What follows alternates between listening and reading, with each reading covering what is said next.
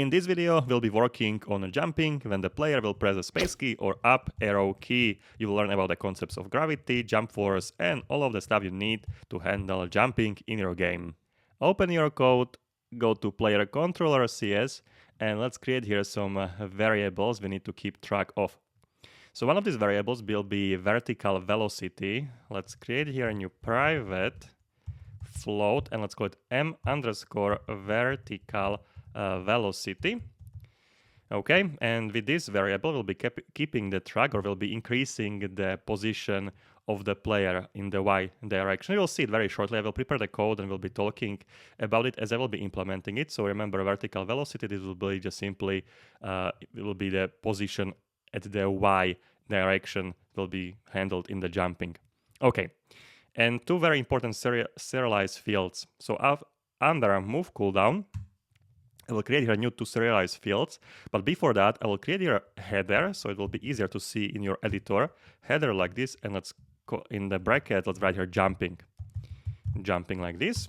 Okay, and now two serialized fields. So serialized field, all right, private float, and it will be gravity. So m_gravity, and we can initialize gravity to standard force, which is minus 9.81. Okay, float value.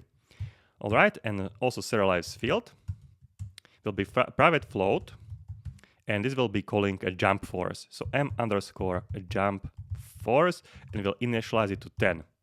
Okay, so this will be basically how strong will be jump. So bigger value will get us higher, lower value will be smaller jumps, and also gravity will be affecting us as fast we will be jumping down. Okay, so jump force will have up, how up it will go.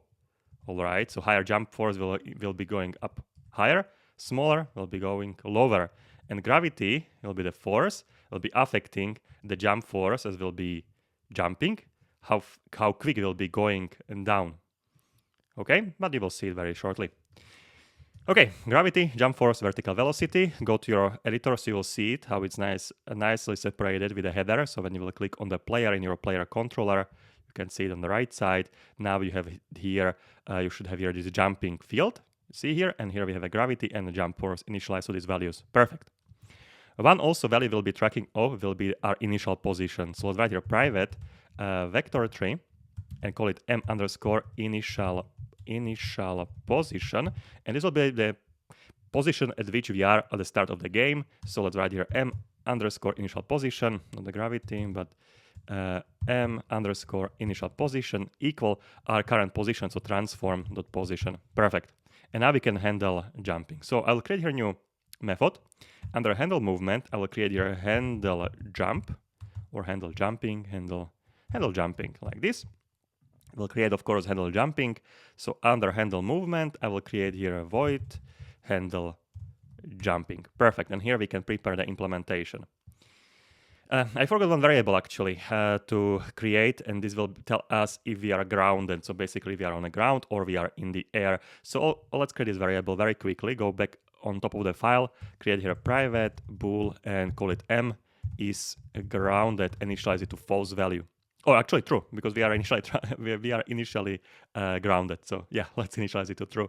Let's go back to handle jumping. All right, and now we'll be writing here if statement. If we are grounded, we can only jump. So if we are grounded, so this is true, and initially it should be, and now brackets, and we are pressing the keys. So then we want to jump. So then we'll press the space key or maybe up arrow key. So let's write here and input get key and down, and find here for key code space. All right, or we'll copy this input. All right, and next to it I will make this a little bit wider. Okay, and when we are pressing up arrow key, so when we are pressing the space or up arrow key, then we want to jump. Okay, I'll format my code. Okay, so we want to jump, so we will increase the vertical velocity. So the variable we are keeping the track of, so vertical velocity, and we will increase it to the jump force, so m_jump force. Okay, so vertical velocity will become jump force, and we'll say that we are not any longer grounded, so we will write here false. Now it's the time to apply the vertical velocity and the gravity. So we will write here m vertical velocity plus equal gravity, so m underscore gravity multiplied by the time and delta time. Okay, and then transform dot position plus equal new vector 3. So that will be increasing the y position. So on the x we are not caring, that can stay 0. But here we will be increasing the y position by vertical velocity multiplied by the time delta time. And again, about the z direction we are not caring, so 0 here. So this here we are basically applying gravity. All right, and here is a jumping. Here we are jumping, here we're applying the gravity. And now, one more check. We need to check if we are on the ground. So when we are on the ground, if the y position is smaller or equal to our initial position in the y direction. So if the transform dot position and the y direction is smaller or equal to the m initial position, that means we are on the ground. So we can write here m is grounded is true. All right, and I have some problem here. Initial position at the y, like this. Okay, so grounded is true. And then vertical velocity reset back to the 0. All right, and then also get our transform position in the y direction to be the initial position. So transform position is equal. Actually, we can just copy this line here. This, paste it here. Just remove the plus equal. Just leave here equal, and now we will initialize it to our current position. So it will be transform position x. I'll make it completely white, like this. And the y direction will be our initial position. So here this multiplication remove, and let's write here m initial position and the y, and z will be our current transform position. So what we are doing here when we are grounded, we just simply want to restart our y position to the initial position, and the x and the z will stay as they are. That's the idea behind it. So here we are basically checking if we are grounded. Okay, and that's the entire thing. Okay, so you can think about the vertical velocity, that this will be increasing. All right, or actually it will be decreasing. We'll be start with some bigger value of vertical velocity, and as we will be applying the gravity, this will be decreasing and will be going to the negative value. So that's why we will be going down. We can preview it. So it should already work. Let's go back to our code, and now we should be able to jump. Let's start playing the game. Press space, and we are jumping, and it's falling super slowly down, which is not that nice. But I want to show you now how we are applying the vertical velocity.